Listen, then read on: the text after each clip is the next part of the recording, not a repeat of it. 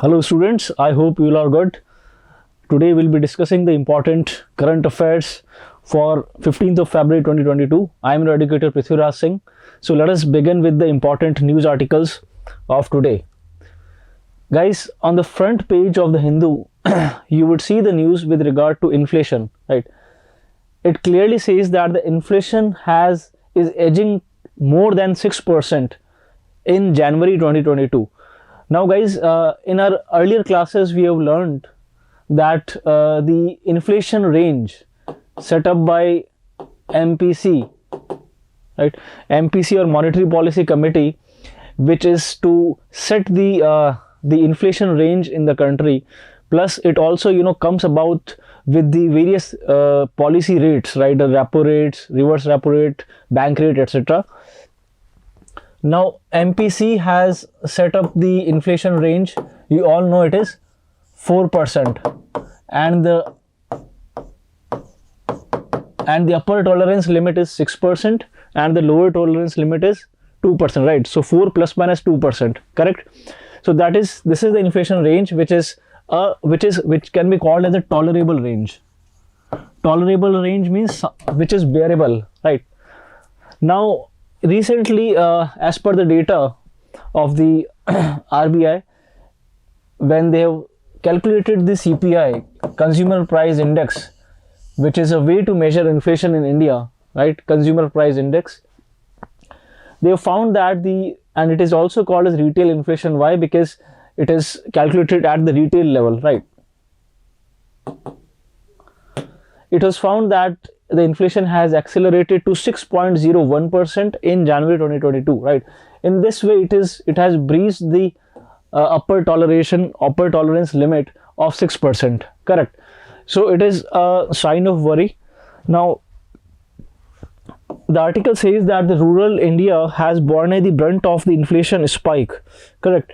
And food inflation, which is high because it is the very important component in CPI inflation, correct? So many reasons are being mentioned, like the increase in the global crude oil prices, which has put inflationary pressures in India, and also the Ukraine crisis, right? Which you all know is also the reason for escalation in the CPI index, right? Also the footwear products have seen higher GST being imposed. So there are some reasons which are being mentioned by the RBI governor. Now let us discuss what is the consumer price index in India, right? So also there was an article in the business page of the Hindu today that inflation, WPI inflation has also increased to 12.96%, right? So guys, in India we calculate inflation from two measures: consumer price index and wholesale price index, right? Now consumer price index is something which a consumer pays to a retailer, right? Which a consumer pays to a retailer. And wholesale price index is which a retailer pays to a wholesale dealer.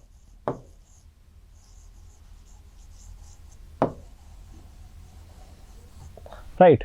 Now WPI is definitely overshooting that. It is in 2 digits, so it is definitely a sign of big worry in India. And fuel and power inflation has remained virtually unchanged, right? Guys, the difference between CPI and WPI we'll be learning in the coming slides, but the WPI inflation has increased to 12.96%, right? Now let us discuss a bit about inflation and how it is affecting the economy. In our previous lectures we did discuss about inflation. It is a general increase in the level of prices, right?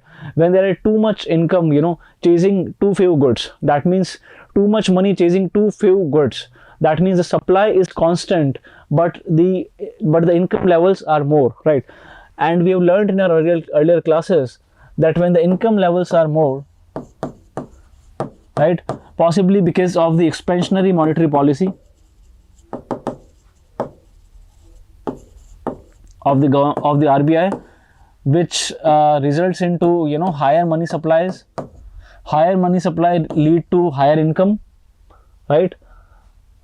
And this generally also is good when you know, more employment opportunities are generated in the economy, and also especially when the economy is not working well because of especially because of pandemic, the government, you know, tries to push in or pump money in the economy so that it, you know, start performing well.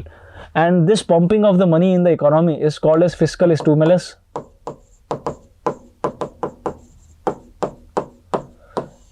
Right? And this is something done by the government, right? Whereas lowering of the interest rates, example, lowering of the interest rates, right? Lowering of the repo rate, correct? It is something which is done by RBI, right? We all know that when the repo rate is a rate which is being charged by the RBI over the money that it lends to the commercial banks, right? So we have learned that when RBI lends money to any of the commercial bank, right, in lieu of the securities, government securities, right? So the interest rate that the RBI charges over the money that it is lending to the commercial bank is called as repo rate. Now you all know, guys, when the repo rate would be low, that means the commercial banks would be in a position to borrow more money from RBI, right? Because the repo rate or the borrowing rate has been lowered, right?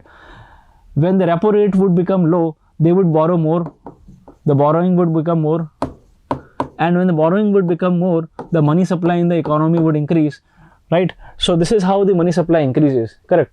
Now the increased money supply also increases the income levels, and the income levels when increase, when you have more income, जब आपके पास ज़्यादा income होगी तो आपकी demand क्या होगी? ज़्यादा होगी, right? And when there is increase in the demand and the supply is constant, supply is not matching the demand, right? It would lead to general increase in prices, right? Because you have more demand, right? But the supply is less, right? And this general increase in prices is called as inflation. Now there are various indexes to actually measure inflation in India, CPI and WPI, right? I hope it is clear, right?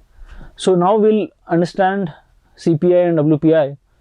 Now CPI is a measure that examines the weighted average of prices of a basket of consumer goods and services, right? Now they all are definitely, any change in the prices is being measured based on a base year, right? So the base year for CPI, and it has been asked earlier, the base year for CPI is 2012.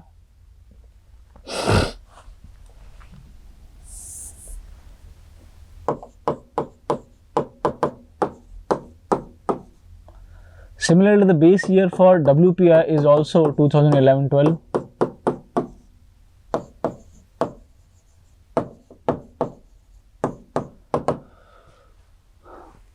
Right.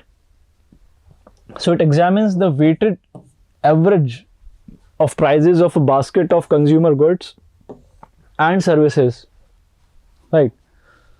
And it is one of the most frequently used statistics for identifying periods of inflation or deflation.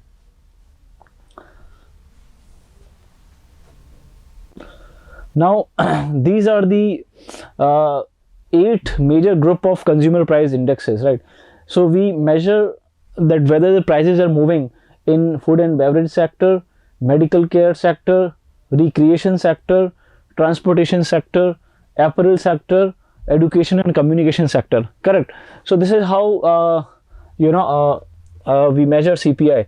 Now the other difference between CPI and WPI is that the services like transportation, education and communication, recreation, medical care are included in CPI, guys, but not in WPI, right? So CPI, when you are calculating the CPI, you do take into account the services,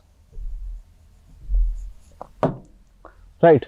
Services like transportation, education, recreation, medical, correct, tourism. So all the value generated in these services are also included while calculating the CPI, whereas they are not included or covered while calculating wholesale price index, correct. So I hope it is clear. Now so this is how they are calculated. Now wholesale price index is an index which is being published by the Ministry of Commerce and Industry, right, Office of Economic Advisor. Now all transactions at the first point of bulk sale in the domestic market are included. The base year for WPI is 2011-12, right, we have understood this. And about consumer price index, again the base year is 2012, and there are 4 types of CPI which are being calculated, right. So very important, and the question may be asked in the examination. There is very high possibility of it being asked. CPI or calculated on industrial workers, CPI for agricultural laborers, CPI for rural laborer, right. So in this way we the government tries to calculate the inflation, correct, in various segments of the society. For example, CPI for industrial workers, right, CPI for agricultural laborer, CPI for rural laborer, and the CPI for rural urban combined, right. Now in India we use CPI rural urban combined to calculate or measure inflation, right. Earlier we were using, I would say prior to 2014, we were using wholesale price index as a measure to calculate inflation in India, but it has been changed to CPI rural urban combined. Now this is an indicator to measure inflation in India, right. So please make this a point, very important, a fact which every student has to remember. CPI rural urban combined is being used to measure inflation in India, right. Now of these, the first 3, that means these 3, right, industrial workers, agricultural laborers, and the rural laborer. So the first 3 are compiled by the Labor Bureau in the Ministry of Labor and Employment, right. So there is a Labor Bureau in the Ministry of Labor and Employment which actually compiles the CPI for IW, AL and RL, right. Now as far as the CPI for rural urban combined is concerned, it is being compiled by very important Central Statistics Organization working under Ministry of Statistics and Program Implementation. So very important guys, it has been asked in various competitive exams earlier, so please take a note of this important fact. In India, CPI is being calculated in 4 ways: CPI industrial worker, agricultural labor, rural labor and rural urban combined, right. Now the first 3 are being compiled by the Labor Bureau of Ministry of Labor and Employment, whereas the CPI rural urban combined, which is a measure to in India we use it as a measure of inflation, is being compiled by Central Statistics Office, CSO, working under Ministry of Statistics and Program Implementation, correct. Now on the other hand, we have learned that WPI is being compiled by Ministry of Commerce and Industry. So this is a major difference that you all have to note down, right. So where WPI is being compiled by Ministry of Commerce and Industries, CPI is being compiled by 2 different ministries, Ministry of Labor and Employment and Ministry of Statistics and Program Implementation. I hope it is clear. Now guys, the second news article. Now if I also have to broadly define you the indicators, the weights which are being used to calculate CPI, see the highest percentage is being given to food and beverages. If I talk about the CPI weights, so the highest percentage is for food and beverages,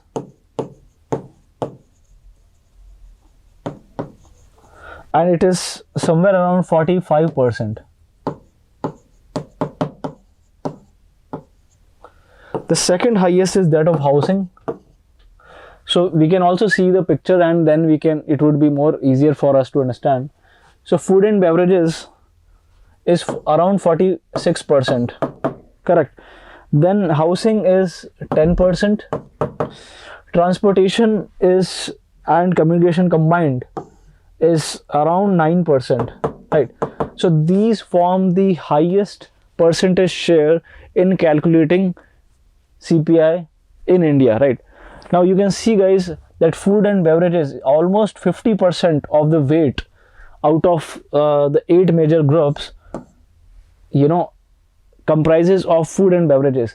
So any changes in the price levels of food and beverages, would impact the CPI, right. So when the food inflation is high, your CPI would also, rise, correct. And that is the reason why we have seen CPI, crossing 6% toleration limit, right. As the news article says, it has crossed 6.6% and it is somewhere around 6.07%, right. So there has been increase in the food and beverages prices, correct. Now, so this is about the CPI. Now, if I talk about the WPI, in WPI also there are 3 major segments which are being used to arrive at the WPI index, and they are the WPI commodities list,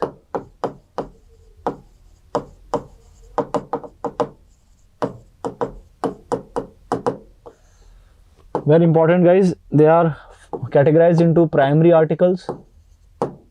The first category includes the primary articles. The second category includes fuel and power.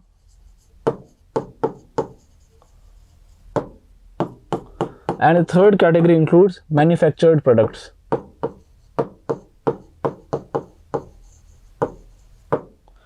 If I talk about the percentage share, the highest is that of fuel and power, and this is 32%, around 33%, right. Manufactured products, it is around 11%, and primary articles is around 8%, correct. So this is the percentage share of the 3 categories. So you can clearly see that the highest percentage share is of fuel and power commodities, right. And we know that the crude oil prices are increasing, international crude oil prices are increasing, and it is putting a inflationary pressure, over the fuel prices in India. We all know that the fuel prices has crossed rupees 100. I'm talking about the petrol and the diesel, right. And this in turn is adversely impacting WPI, which is today around 12%, right. So which is a very sad figure, correct. Now I hope it is clear. So after learning about CPI and WPI, let us discuss with the other important news article. Now, guys, this year's first satellite launch by Isro. So there were 3 satellites launched from Sriharikota spaceport. The only spaceport in India is Sriharikota in Andhra Pradesh, right. So there are 3 satellites which were being launched in this year.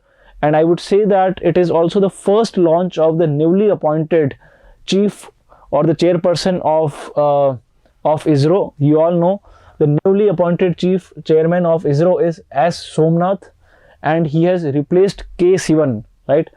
So under his chairmanship, it is the first satellite launch, correct. So there are 3 satellites which were being launched: EOS, Earth Orbit Satellite 04, Earth Orbit Satellite 04, then Inspire Satellite 1, and INS 2TD, right. I repeat, it's EOS or Earth Orbit Satellite 04, Inspire Satellite 1, and INS 2TD, right. So these are the 3 satellites which are being launched yesterday on 14th of February, right. Now let us understand about these satellites. As you can see on the screen, guys, PSLV, which is the workhorse polar satellite launch vehicle, the rocket launcher which launches the satellite in the orbit, correct? And the orbit that it uses is polar orbit, right? So that is the reason why it is called as polar satellite launch vehicle. It is C52 category PSLV, right? Now so there are 3 satellites which are being launched: EOS, INS-T2D, and right, and Inspire satellite. Now INS-2TD is a precursor to India-Bhutan joint satellite, right? You can see, guys, on the screen, it is India-Bhutan joint satellites precursor. That means India is launching a joint satellite with Bhutan, our neighbor, and it would be called as INS-2B, right? So precursor to INS-2B is INS-2TD, right? Now TD is technology process. That is the reason why it is called as TD. The second is Inspire Satellite 1, which is a student satellite, and it would help us in in understanding the sun's coronal heating process and the ionosphere dynamics, correct? So Inspire Sat 1 is a joint collaboration with various universities, which we'll learn in the next slide. Now guys, as I said that Isro has only one launch pad in the country, and that is located in Sriharikota space, which is called as Satish Dhawan Space Center. So from here the satellites are being launched, and they are being carried through the rockets. They can be PSLV or the GSLV rockets, correct? Now the country's only spaceport is in Sriharikota. Now the question may be asked that which the government is also developing another spaceport which would help Satish Dhawan Center or Sriharikota Center. It is at Tamil Nadu's Thuthukudi. So there is a place called as Thuthukudi in Tamil Nadu, and India's second spaceport is in developing stage at Tamil Nadu's Thuthukudi, right? Thuthukudi, it is very important from the exam point of view. They may ask you that in an objective question. Now this is Isro's first launch in 2022, and although in the last year Isro launched just 2 satellite missions because of the pandemic. The preparations were actually were paralyzed, and so therefore, and also there was a failure of the GSLV F10 mission in August 2021, right? So in that sense also it is it's a good news, because all the 3 satellites have been placed in their respective orbits. So it's a successful mission, right? Now if I talk about Earth Orbit Satellite, EOS, it is a radar imaging satellite, correct?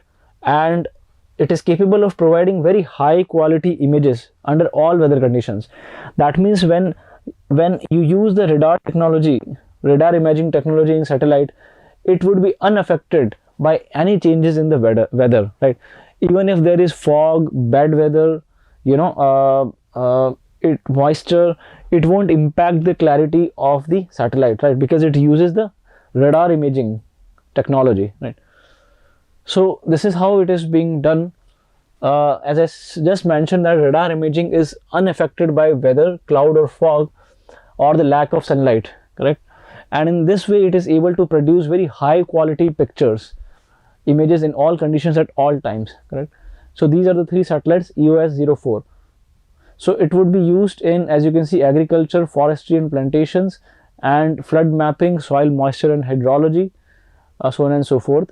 And in this way it would complement the data from resource set and cartoset series and reset 2B series, right? INS-2TD is TD is your technology demonstrator.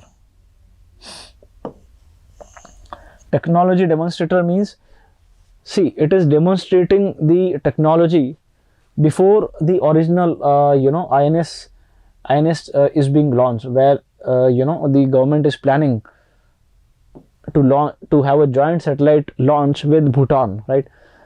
So you keep in mind that INS-2B is a joint satellite mission with Bhutan. Indian national satellite to Bhutan, right?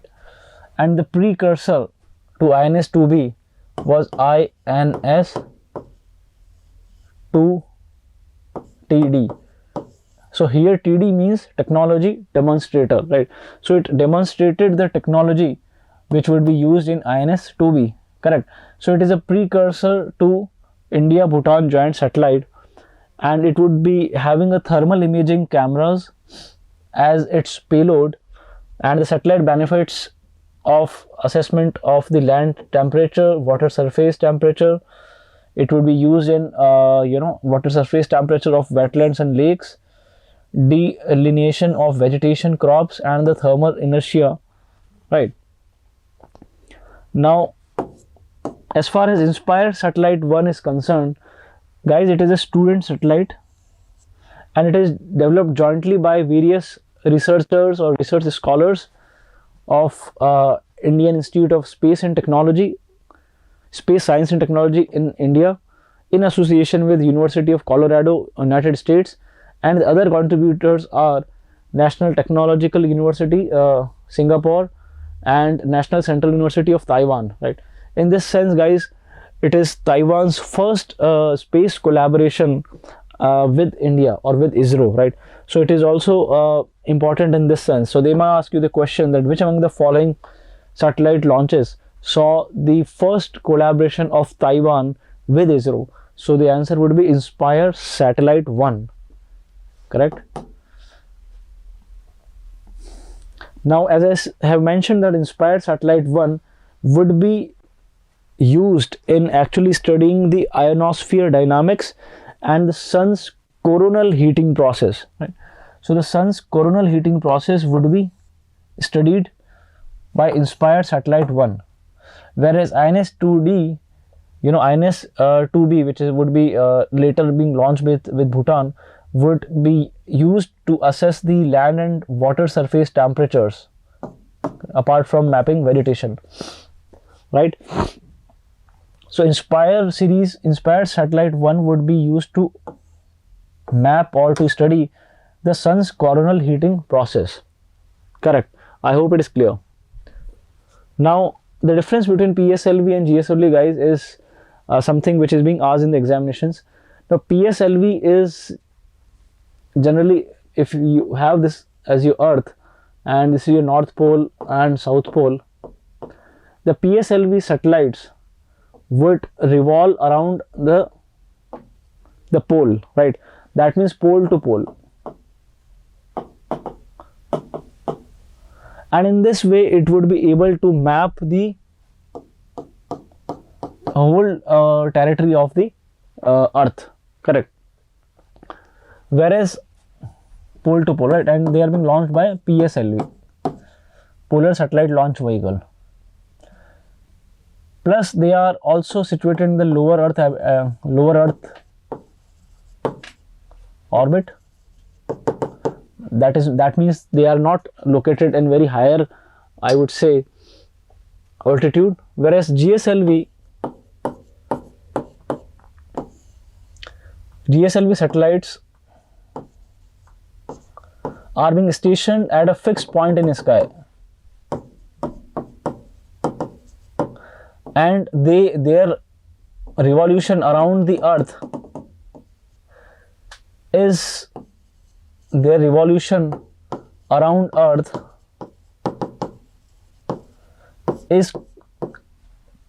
coterminous with Earth's rotation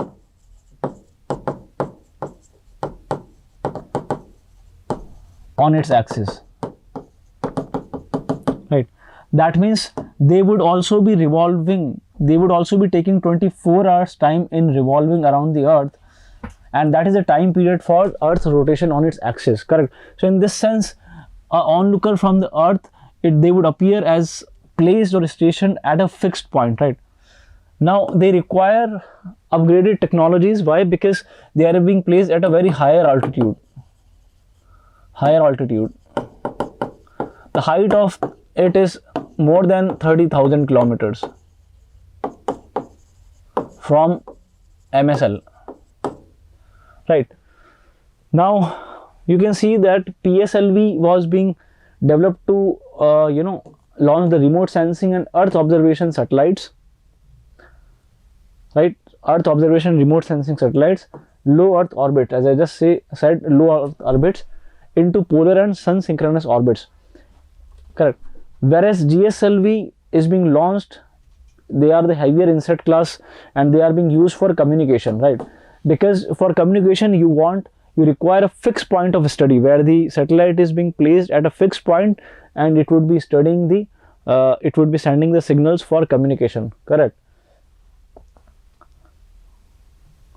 So GSLV is being used for communication purposes, correct? Now India has currently 53 operational satellites, of which 21 are earth observation and another 21 are communication based. So this was about the difference between the PSLV and GSLV. Now who developed Inspire Sat-1? As I said that it has been jointly developed, and you can see University of Colorado, America, then you have IIST, Indian Institute of Space Science Technology, India, Taiwan's National Central University, and Singapore's Nanyang Technological University, correct? So guys, in this sense, Taiwan has for the first time collaborated with Isro in any space mission, right? First time. So in this sense, it becomes a very important fact to remember, right? As you can see, Inspire stands for International Research and Training Satellite Project, right? And it will be used to study the sun's atmosphere. Are you getting? Now coming to the next news article, National Health Authority to integrate the Caste Census database. Guys, we all know that we have a program of the central government which provides health insurance to a particular set of people, and this program is called as Ayushman Pradhan Mantri Jan Arogya Yojana, right? Ayushman Bharat Pradhan Mantri Jan Arogya Yojana, also called as AB. Now in this, the health insurance cover is being provided of rupees 5 lakh per family per annum, right? So every year, per year would be a better word. So rupees 5 lakh as a health insurance cover is being provided under this scheme of Ayushman Bharat Pradhan Mantri Jan Arogya Yojana for a family for a year, right? And it would include the secondary as well as tertiary care hospitalizations, right? Now the question is being asked that which agency operates ABPMJY. So it is National Health Authority working under Ministry of Health, correct? Now they are planning to integrate the caste census database, right? And the caste census data of socio-economic caste census, which was held in the year 2011. So in this way, they would be able to, integrate the data of caste from SCSC to the NHA database, and they would be able to better identify the targeted beneficiaries, correct? Now let us understand the news article. Now this exercise would help in integrating the beneficiary database, and around 10.7 crore beneficiary families have been identified from the socio-economic caste census of 2011 on the basis of 6 deprivation and 11 occupational criteria, right?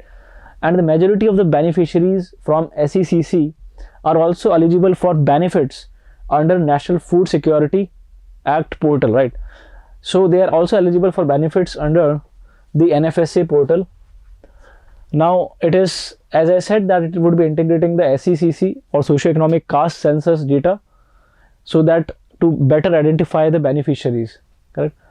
And it is also working on proposal to use the ration shops or the FPS, fair price shops, for providing information related to scheme as well as entitlement, right? So you know that under the PDS system, public distribution system, you have fair price shops or ration shops for the BPL, correct, for providing information to related schemes, right? And this would help in, you know, better identifying the beneficiaries, right? So as per the health ministry, the Aadhaar number would be used, which is a common identity across majority of the government databases. And you know that all the government benefits and the schemes are being channelized through Aadhaar, correct? So this is the news article which was talking about NHA. Now moving to the next news, you can see on the screen the Lhasa Fever. Guys, as we said that we are committed to, you know, give the news analysis not limited to the Hindu newspaper, but we also cover important news articles from Indian Express. So in this way we stand different from the others, because we cover the important news article from Indian Express also. So the two prominent newspapers in India, the Hindu and Indian Express, are covered in this way, right? So guys, today there was a news article with regard to Lhasa fever. Now guys, there are 3 people who are being diagnosed with Lhasa fever and they have died in UK, right? Now Lhasa fever is spread by rats. It is spread by rats, and it was first found in the year 1969 at a place called as Lhasa in Nigeria, right? So Nigeria and many other West African nations have, you know, the cases of Lhasa fever, and some West African nations like Sierra Leone, Liberia, Guinea and Nigeria, right? Here it was endemic. That means the disease was confined to this location, and it spreads from the rats. That is something which is very clear. And the species of rats called as Metomys rats are actually the carriers of this virus, and the death rate associated with the disease is very low at around 1%. But the death rate is higher for certain individuals, such as pregnant women in their 3rd trimester, right? Correct. So according to the data, the 80% of the cases are asymptomatic, right? So very important guys, Lhasa fever spreads from rats, number 1. Number 2, it originated in the year 1969 at a place called as Lhasa in Nigeria. So it is endemic, especially confined to Western African nations, and it is transmitted through a species of rats called as Metomys rats. As far as the death rate is concerned, it is very low, around 1%, but it is higher in those individuals which are, you know, for example, the pregnant women, etc. Now, person can become infected if they come in contact with the household items, you know, which are being contaminated with the urine and the feces of an infected rat, right? So in this sense, you can call it a zoonotic disease. It is a zoonotic disease, means zoonotic diseases are those diseases which are spread from animal kingdom to humans, right? So similarly, even COVID is zoonotic in this sense, because it is transmitted from allegedly transmitted from animal kingdom to humans, right? So zoonotic disease, correct? And although there are rare chances of it being spread from person to person, right? So this is there. The antiviral drug which is used to cure Lhasa virus is ribavirin, right? So ribavirin is being used to cure the Lhasa virus diseases, right? I hope it is clear. Moving to the next news article, Helioswamp and Muse. Again, this is a news from Indian Express. Now NASA has selected, guys, 2 science missions. Now these 2 science missions would be studying the solar atmosphere, would be studying the top layer of the sun and how it impacts the overall space and the earth. So the 2 science missions to explore the sun launched by NASA are Muse and Helioswamp. Now Muse is the abbreviation for multi-slit solar explorer, and Helioswamp, right? Now it would help our understanding of dynamics of the sun earth connection, and the constantly changing space environment. We all know, guys, that on sun you have nuclear fusion reaction taking place, and there are some solar winds, solar waves, which impact the other planets like India. It is very important. It offers critical information to help, protect astronauts, satellites, and the communication signals such as GPS, because in many solar wind cases the communication is being disrupted, and it also adversely impacts the satellites. So this is how a pictorial image of sun and how its solar winds impact the other planets. Now about MUSE, as I said, that MUSE is a name for multi-slit solar explorer, right? And it would understand the forces driving the heat of the sun's corona and the eruptions in that outermost region that are the foundation of space weather, right? So guys, the space weather is being impacted because of the sun's corona and the eruption, right? Definitely we don't have the molecules, right? We don't have atmosphere in space, right? Because atmosphere is what? Presence of molecules. And if the molecules help in transmission of heat, right? When the molecules won't be there, definitely the space won't heat up, right? But definitely the solar waves do create an impact, especially when the winds come into the contact of Earth's atmosphere, or the Earth's because Earth's atmosphere is again divided into various layers, which you all would be knowing, right? So MUSE would be actually studying the sun's corona and the eruptions in the outermost region, right? And it would give us a deeper insight into the solar atmosphere, right? Similarly, guys, Helioswamp Mission is a constellation of 9 spacecraft, right? So the NASA is actually launching 9 spacecraft, also called as constellation or swarm, right? A constellation is also called a swarm, and that is the reason why they've used the word swarm, right? So a swarm or a constellation of 9 spacecraft would be launched to capture the first multi-scale in-space measurements of fluctuations in the magnetic field and motions of the solar wind, right? As I said, that any fluctuation in the magnetic field and the motion of the solar wind, also technically called as solar wind turbulence, would be studied by this constellation of 9 spacecraft, correct? And this constellation is called as Helioswamp. So the sun's outermost atmospheric layer, the heliosphere, right? So the outermost atmospheric layer of sun is called as heliosphere, very important, and it would be studied by these 9 spacecraft, right? So from the word heliosphere we have taken helio, right, and swarm means constellation or a group of 9 satellites which would be studying the heliosphere, right, which is the outermost atmospheric layer of sun, right? Because this layer encompasses an enormous region of the solar system, right? And solar winds spread through the heliosphere, and their interactions with planetary magnetosphere and disruptions such as coronal mass injections affect their turbulence, right? So how the solar winds impact the atmosphere of other planets would be studied by the 9 spacecraft or the constellation of 9 spacecraft under the NASA's mission Helioswamp, right? And similarly, MUSE would be studying the heating process of sun's corona, right? In this way, MUSE, would be studying the heating process of the sun corona, and Helioswamp would be actually reading about the solar wind, right? And it is a constellation of 9 spacecrafts. I hope it is clear, right?